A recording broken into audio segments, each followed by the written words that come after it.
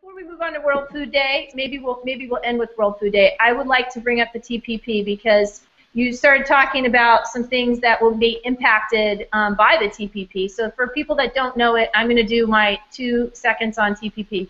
TPP is the Trans-Pacific Partnership. Okay. Now hold on to that thought for a second. I'm going to go back in time to what, the Reagan administration. Was that when we got NAFTA? Oh, I think it was Clinton. Clinton? Okay. So we got this thing called NAFTA, right? You've heard of it, North American Free Trade Agreement. Who doesn't love free trade? Except that there is not what it's cracked up to be. I love it when they put like a really happy, fun, they should just call it like the unicorn glitter delivery bill, and at least, you know, then we know it's fake. But anyway, so yeah, no, this free trade bill, then we have CAFTA, Central American Free Trade Agreement, and now we have the TPP, Trans-Pacific Partnership, the TPIP. And these bills, at first, maybe you could have said they were written well and you could see the positive things, that they were supposed to give jobs, they were supposed to do all these great things. You could kind of even see like why that bill would maybe have been a good idea. But now they're building. So instead of being like these great things that are just about trade, now they are about control of everything. So maybe they only dealt with like this or controlled this. Now all of a sudden they control everything. And so they're building into this global trade treaty, and treaties usurp government law. So they're a higher law than our labeling laws, than our environmental laws, than our employment laws, our health laws, our whatever laws that might impact trade, right?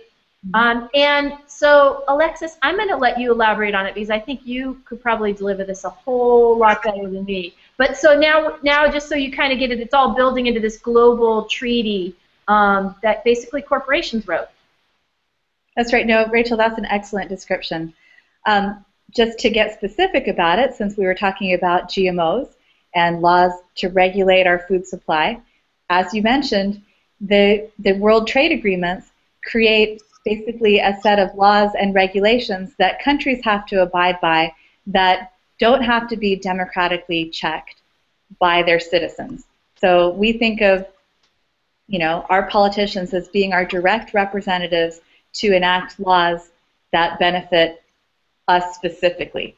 When the United States gets into large trade agreements, then they're beholden to these agreements with other countries, and we have no democratic way to influence those agreements. They do have to be approved by Congress, but even that has been eroded through the fast track process.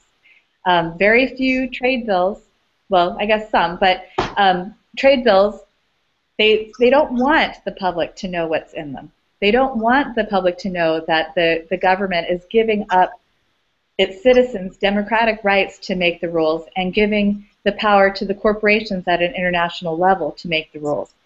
So these bills are usually, or these agreements, are usually put on what they call fast track. And so earlier this year, this summer, we saw Congress pass fast track authority for President Obama to negotiate these trade agreements, one with the Pacific Rim countries and one with the countries of Europe.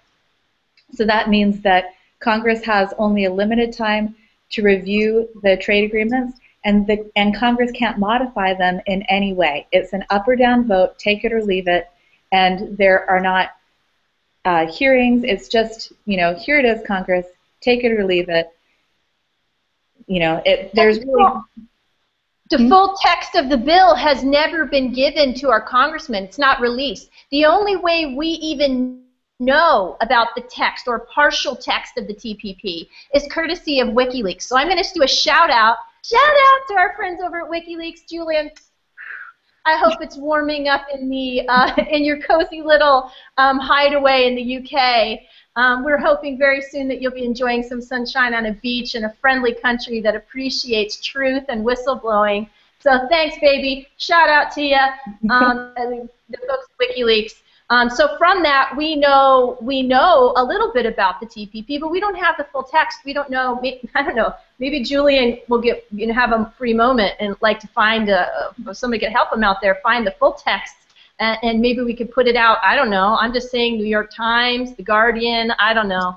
just everywhere. Maybe Google would like to put it as their page, I don't know, maybe a page a day for how many days. How big is this agreement? Do we know?